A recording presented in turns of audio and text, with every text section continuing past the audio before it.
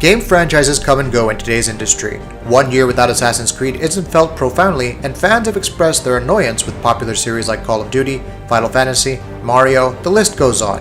However, some series leave their mark on the industry forever, for better or worse, and in their own ways inspire gaming as a whole to mature. Bioshock is one of those series.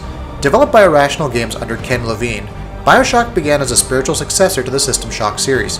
System Shock itself dates back to Looking Glass Studios, a cult favorite developer responsible for titles like Thief, Ultima Underworld, Terra Nova, and Flight Unlimited. Employees from Looking Glass would join Ken Levine as part of Irrational and work on System Shock 2, which served as a huge influence with its sound design, enemy AI, and melding of FPS RPG elements. Despite its innovation, System Shock 2 is a financial failure and plans to create a sequel were stalled.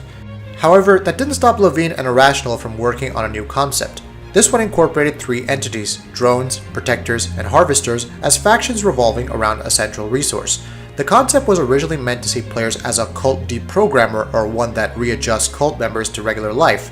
At one point, it was to take place in a Nazi laboratory unearthed from the World War II era. However, taking inspiration from George Orwell's 1984, Ayn Rand's Objectivism, and Logan's Run, Ken Levine would create an underwater utopia that failed simply because man was nothing more than man. Thus, the concept for Bioshock was born. The story of Bioshock sees you as a survivor of a plane wreck with no memory of how you got there. In the middle of the ocean, your only choice is to swim to the nearest lighthouse and descend underwater into the realm of Rapture.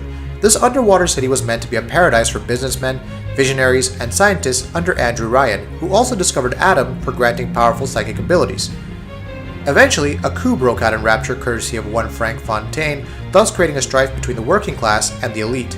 Ryan brought out the Big Daddies, Fontaine brought in the Splicers. In between, the Little Sisters, children engineered to store Adam into their bodies, were caught up. It's in this scenario that the player arrives in Rapture for the first time. Bioshock's similarities to System Shock aren't a coincidence. The telekinetic powers and FPS RPG mechanics were very similar. However, Bioshock upped the stakes further by crafting a living ecosystem that was influenced by player action. It was entirely possible to turn factions against each other for your own benefit, making use of mechanical drones, security systems, splicers, and whatnot for your own benefits. The exceptional storytelling and atmosphere of Bioshock earned it much acclaim among critics and consumers alike when it first released in 2007.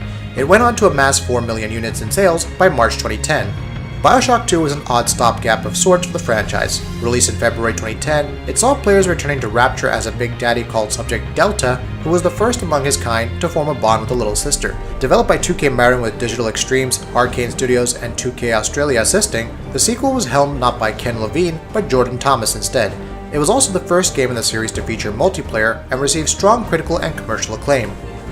Levine and his team at Irrational were working on something else, however. That something would be Bioshock Infinite, a steampunk multidimensional FPS that involved time travel, alternate realities, and inspired by the world's Columbian Exposition, dealing with race issues, conflicts between the working class and the rich, and the idea of choice. Bioshock Infinite took a more FPS-heavy route than its predecessor System Shock. The story itself was also more character-focused than previous Bioshock games as well.